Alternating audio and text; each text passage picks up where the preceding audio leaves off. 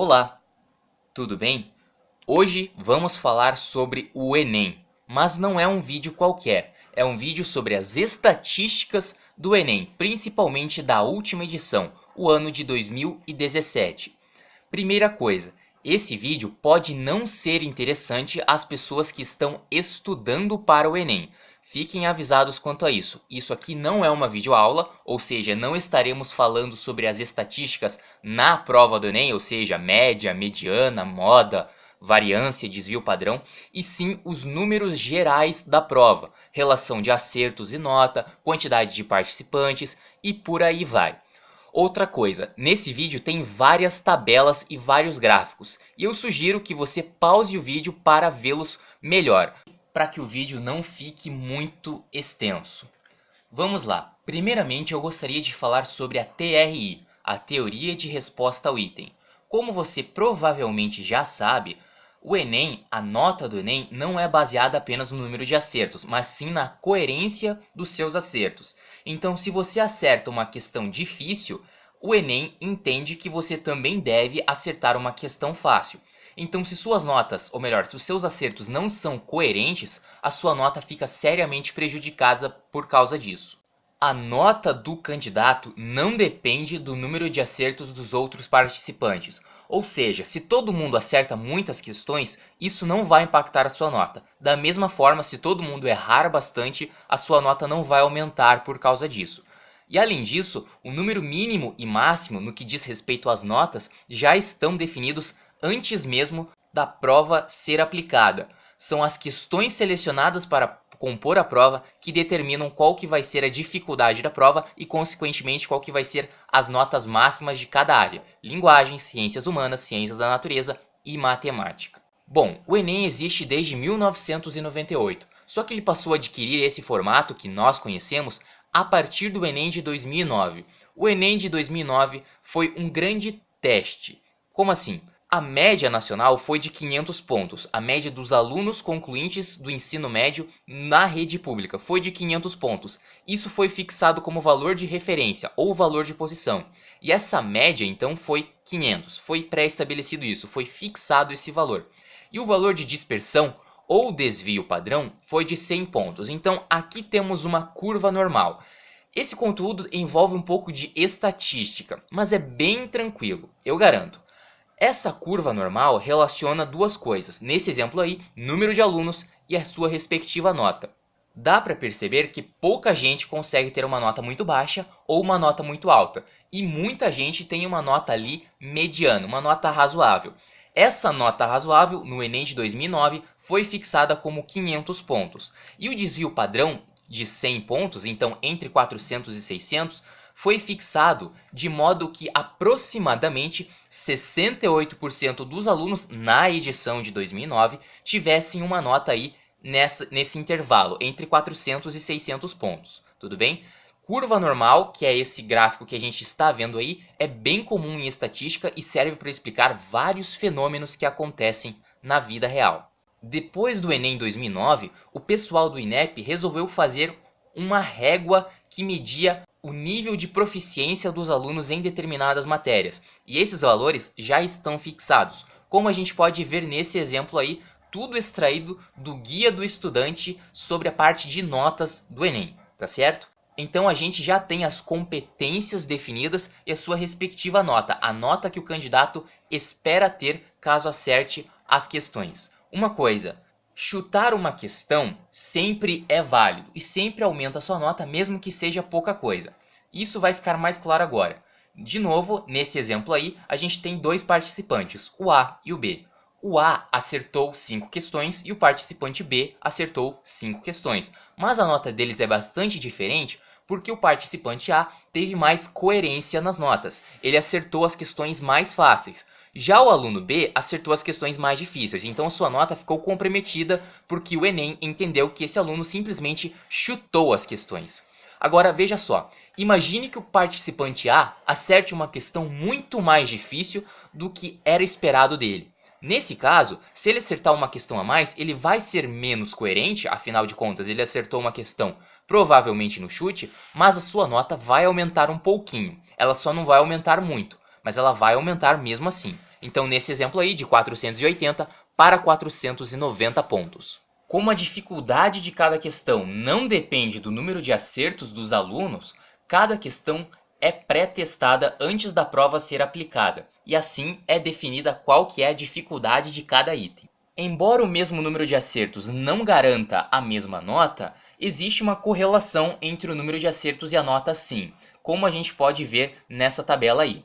Em outras palavras, muitos acertos, nota alta, poucos acertos, nota baixa. E o verdadeiro cálculo para determinar qual que foi a coerência dos alunos na resolução da prova do Enem é bem complexo e envolve a utilização dessa pérola aí, dessa outra pérola aqui que envolve até integral e dessa terceira pérola aqui, essa maravilha que envolve até somatório. Bom, vamos agora para as estatísticas do Enem 2017.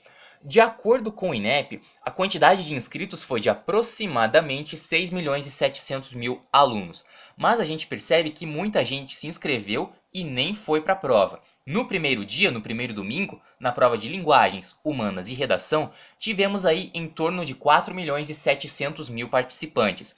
Já no segundo domingo, a gente percebe que esse número caiu bastante, foi para 4.458.000 aproximadamente. Então muita gente desistiu do primeiro dia para o segundo.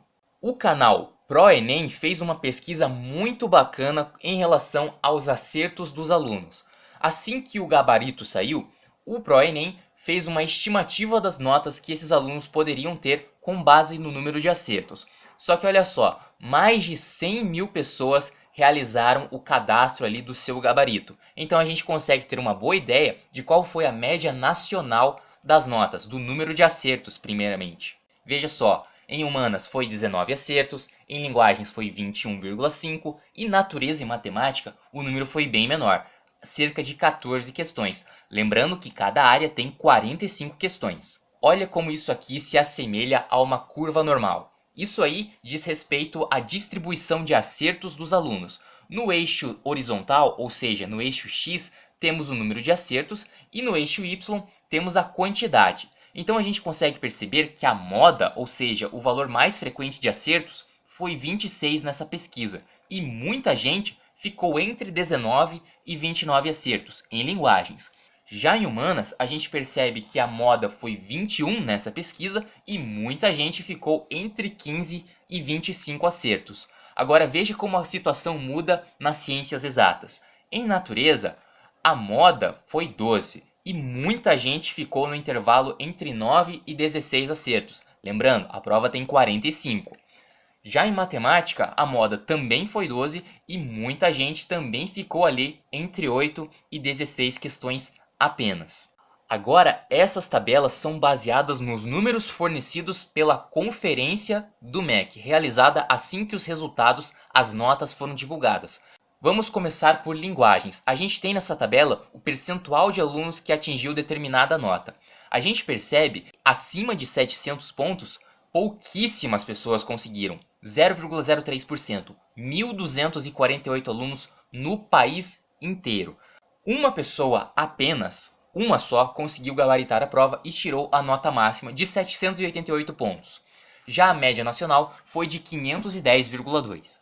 Em ciências humanas, acima de 700 nós tivemos 37.000 alunos. Acima de 800, 322 no país inteiro. 2 alunos gabaritaram a prova e tiraram a nota máxima e a média nacional foi de 519,3. Ciências da natureza. Acima de 700 pontos tivemos uns 26.000 alunos, acima de 800, 195. Uma pessoa gabaritou a prova e tirou a nota máxima e a média nacional foi de 510,6. Já em matemática, veja que acima de 800 tivemos perto de 48.000 alunos e acima de 900 tivemos 3.700 alunos. 16 alunos gabaritaram a prova. Então, apesar de ser a prova mais difícil, matemática também é considerada a prova que mais pessoas conseguem gabaritar. A média nacional foi de 518 pontos. E claro, não podia deixar de ser a redação. A gente consegue perceber que acima de 800 pontos tivemos 135.000 alunos e acima de 900, 46.000. Só que apenas 53 alunos tiveram a nota máxima na redação, ou seja, atingiram os 1000 pontos. 309 mil tiraram zero, zeraram a redação, e a maioria foi por fuga ao tema. Lembrando que o tema da redação do Enem de 2017 era Desafios para a Formação Educacional dos Surdos no Brasil. A média nacional da redação foi 558, só que esses valores aí estão desconsiderando os alunos que tiraram nota zero. Se a gente considerar todo mundo que zerou essa prova, a média nacional cairia para 521 pontos aproximadamente. Pois é, redação é algo bem controverso. Em 2012, nós tivemos um cidadão que escreveu uma receita para fazer miojo e tirou 560, e outra pessoa também em 2012 que fez o Enem e escreveu o hino do Palmeiras na redação e ainda assim tirou 500 pontos. Por causa disso, a correção tem ficado cada vez mais rigorosa. E é notório que a gente percebe que desde 2013 o número de redações que conseguem a nota máxima, os 1000 pontos, vem caindo a cada ano. Agora vamos à pesquisa que foi realizada. Bom, muitos vídeos as pessoas falaram quais foram suas notas no Enem, quais foram os seus números de acertos. E principalmente nos comentários tinha muita informação sobre isso. Então tínhamos 3 tipos de comentários. O primeiro deles era sobre a pessoa que falava sua nota e o seu número de acertos. O segundo tipo era de pessoas que falavam sua nota e falavam o número de acertos, só que na nota não colocavam as casas decimais. E para essa pesquisa aqui foi considerado que a casa decimal era 0, tudo bem? E pessoas que colocavam apenas as suas notas. Pessoas que colocavam o número de acertos foram 75, que eu encontrei. E já pessoas que comentaram também as notas, no total, foram 142. Essa é a amostra que a gente vai utilizar aqui para fazer algumas estatísticas. Primeira coisa, a média das notas dessas pessoas está muito acima da média nacional, tanto em número de acertos das pessoas que divulgaram, quanto nas notas. A gente percebe que há uma diferença muito grande, porque as pessoas que comentaram as suas notas são pessoas que estão estudando para cursos extremamente concorridos. Então a nota dessas pessoas é muito maior do que a média nacional, tudo bem? Então aqui temos uma tabela, aqui é só um pedaço dela, foram 142 alunos que divulgaram as notas que eu pelo menos encontrei nos comentários. E aqui a gente tem as notas mais altas. Desses 142 alunos, 4 conseguiram média acima de 800 e 14 conseguiram média acima de 780. Essas foram as notas mais altas que eu pessoalmente consegui encontrar. Agora eu preciso explicar um pouquinho sobre correlação. É mais alguma coisa de estatística, mas é bem tranquilo. Imagina que eu queira ver qual que é a relação entre a altura das pessoas e o salário dessas pessoas. Bom, você pode pensar que não tem nada a ver. E de fato, se a gente for fazer um gráfico e dizer que cada pessoa é um pontinho nesse gráfico, veja que temos no eixo X a altura e no eixo Y, ou seja, no eixo vertical, o salário, você percebe que esses valores estão meio dispersos. Se a gente tentar criar uma reta, uma linha de tendência, fica meio esquisito, porque os dados estão muito dispersos. E é aí que entra o coeficiente de correlação. Esse é um valor que varia entre -1 e 1. Quanto mais próximo de -1 ou mais próximo de 1 for esse valor, esse coeficiente, maior é a correlação. Nesse exemplo, o coeficiente é muito próximo de 0, ou seja, a correlação entre altura e salário é praticamente desprezível. Vamos para mais um exemplo que vai ficar claro. Vamos dizer agora que queremos ver uma correlação entre a altura e a massa. Já voltamos aqui para a história do Enem, mas é só para situar todo mundo no que eu estou fazendo. Colocando no gráfico os pontos, a gente percebe que existe uma certa correlação. Parece que quanto maior for a altura da pessoa, maior vai ser a massa dessa pessoa, ou o peso dessa pessoa. Inclusive, o coeficiente de correlação até aumenta aqui, fica 0,53 aproximadamente. Agora vamos para um último exemplo, o tempo na empresa que a pessoa está trabalhando e o seu salário. Colocando no gráfico, antes de traçarmos qualquer coisa, dá para perceber que parece que esses pontos formam uma linha. Parece haver uma correlação, ou seja, aparentemente, quanto maior for o tempo da pessoa na empresa, maior será o seu salário. Se a gente traçar uma reta e fizer o cálculo do coeficiente de correlação, como esse coeficiente está muito perto de 1, isso quer dizer que a correlação é muito forte. Tudo bem? Agora vamos fazer isso com os acertos e notas das 70 e poucas pessoas que colocaram isso nos comentários. Veja que em linguagens há uma tendência da pessoa acertar mais questões e ter uma nota maior. Tanto é que a gente traça uma reta aqui, é uma reta crescente, ou seja, mais acertos, mais nota, e o coeficiente de correlação foi 0,94. A mesma coisa acontece em humanas. O coeficiente de correlação também foi alto, e esse coeficiente aumenta principalmente nas ciências exatas. Em natureza, a gente percebe 0,96, ou seja, há uma correlação forte entre o número de acertos e a nota, e principalmente em matemática, em que o coeficiente é quase 0,98. Agora vamos às tabelas que mostram as notas e os acertos dos alunos que divulgaram isso nos comentários ou nos vídeos do YouTube. 45 acertos representa a nota máxima de quem gabaritou a prova, e aqui temos alguns exemplos. Então sugiro que você olhe com atenção, pause o vídeo se quiser e vamos nessa. Então temos a primeira parte aqui, linguagens. Veja que muita gente ficou na casa dos 600, 650 pontos, mesmo tendo acertado 35, 36, 37 questões. E aqui, mais embaixo, o número de acertos, temos mais algumas relações entre acertos da pessoa e a sua respectiva nota. Em ciências humanas, quem acertou todas as questões tirou 868,3 e aí temos mais algumas notas em relação ao número de acertos. E aqui a segunda parte dessa tabela, que também relaciona acertos e a nota. Em ciências da natureza é o mesmo esquema, a gente consegue perceber que as notas são um pouco maiores para o número de acertos, ou seja, 30 acertos, 31 acertos, a pessoa já consegue 700 pontos. E aqui a parte mais embaixo, veja que mesmo errando muitas questões, ou seja, 14, 15 acertos, 10 acertos, as pessoas conseguem uma nota acima de 500. Em matemática, que são as notas mais altas, como você consegue perceber nessa tabela, quem gabaritou tirou quase 1000 pontos e muita gente tirou aí 800, 900 pontos. E aqui mais embaixo você percebe que mesmo com menos acertos, a nota continua relativamente alta. E aí que está um porém. Matemática é super valorizado no Enem. Veja só, em linguagens, quem acerta 29, 30, 31 questões não chega nos 600 pontos. Já em matemática, 14, 15 questões já é o suficiente para você conseguir os 600 pontos. Em linguagens, 38, 39 ou 40 acertos ainda não garantem ao aluno 700 pontos, que apenas 1.248 candidatos conseguiram na última edição. Já em matemática, olha que absurdo, 21 acertos, 20 ou mesmo 19 já fazem com que o candidato consiga ter uma nota acima de 700 pontos. Os acertos em matemática são super valorizados em relação às outras matérias. Aqui temos mais um exemplo. Pegamos notas altas de pessoas que acertaram bastante questões nas 4 áreas.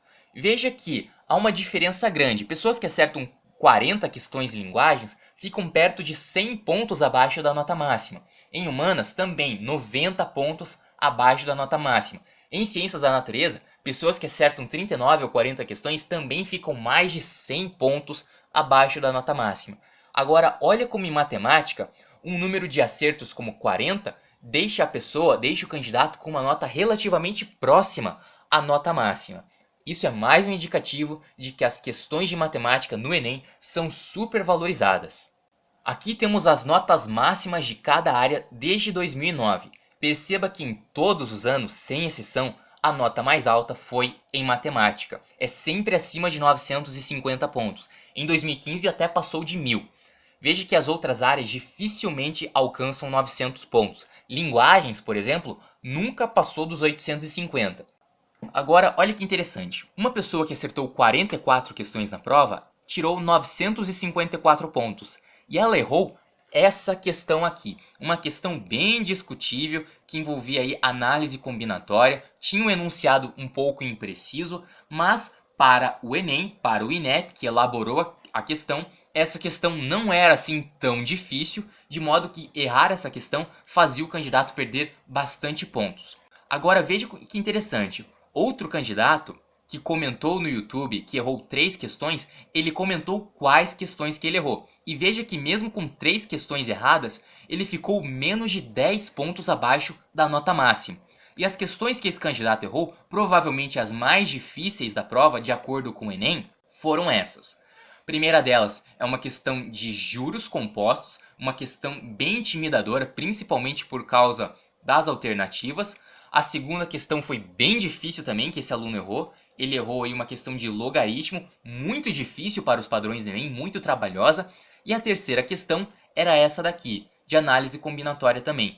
Envolvia o conceito de combinação completa ou então combinação com repetição. Era uma questão inegavelmente difícil para os padrões do Enem. Por falar em dificuldade, a prova do Enem de fato está ficando mais difícil.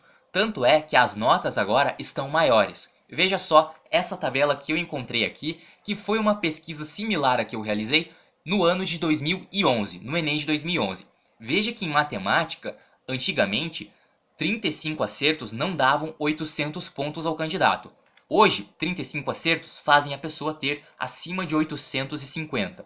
Em ciências humanas, por exemplo, 33 acertos não faziam com que a pessoa chegasse aos 600. Agora, com 33 acertos, o candidato chega perto dos 700 pontos. Agora vamos voltar às correlações. As universidades mais disputadas, os cursos mais disputados, têm notas de corte, ou seja, nota mínima para o aluno passar, extremamente alta. Ou seja, o aluno, para passar, tem que ir bem em todas as 5 provas do Enem. Então, é de se esperar que essas pessoas que têm notas altas vão bem em tudo. Eu quero dizer que uma pessoa que estuda muito tende a ir bem em todas as matérias. Tende a ir melhor que outra pessoa que não estuda em todas as matérias. Veja um exemplo para ficar mais claro. Temos linguagens no eixo X e ciências humanas no eixo Y. E cada pontinho representa uma pessoa que teve a sua nota aí indicada no gráfico. Você percebe que parece ter uma tendência de quanto maior for a nota em linguagens, maior é a nota em humanas. Tanto é que se a gente traçar uma reta, a gente vai ver que os dados estão relativamente próximos dessa reta e o coeficiente de correlação é 0,79, que no mundo da estatística quer dizer uma correlação forte. Então, aquele foi só um exemplo. Eu fiz isso para todas as áreas. Eu fiz a correlação entre todas as áreas daqueles 142 alunos que divulgaram as suas notas. E você percebe que há uma correlação positiva e forte entre todas as áreas. Nessa tabela existem valores repetidos porque a correlação entre humanas e linguagens é a mesma de linguagens e humanas. Tudo bem? Agora veja que esquisito a correlação que envolve redação. Eu destaquei em vermelho porque, curiosamente, essas correlações não são fortes, são consideradas moderadas no mundo da estatística. Ou seja, aparentemente não há um vínculo tão grande entre a nota do candidato em uma matéria e a sua nota na redação. Vamos colocar aqui, por exemplo, linguagens e redação no gráfico. Mais uma vez, a gente consegue perceber que há uma certa tendência da pessoa que tira nota boa em linguagens ter uma nota alta também em redação. Mas veja que se a gente traçar uma reta de tendência, os valores vão ficar um pouco dispersos em relação a essa reta. E o coeficiente de correlação vai ser moderado, vai ser de 0,55 entre linguagens e redação. E isso acontece com redação e todas as demais áreas. Veja que os dados estão bem mais dispersos, ou seja, há uma correlação muito mais fraca entre redação e as demais matérias quando a gente compara com as outras matérias entre elas. Isso talvez seja um indicativo de que a correção do Enem ainda tem problemas, por mais rigorosa que ela seja. Então, muitos candidatos que deveriam tirar nota baixa acabam tirando notas boas e muitos candidatos que deviam tirar notas boas acabam tirando notas muito inferiores. Isso, infelizmente, ainda é um problema do Enem que pode ser, de certo modo, vislumbrado aqui através dessa tabela. Tudo bem? Bem, esse foi o vídeo de hoje. Espero que tenha sido interessante para você assistir. Espero que você tenha gostado. E é isso. Muito obrigado. Um grande abraço para você. Tudo de bom e até a próxima.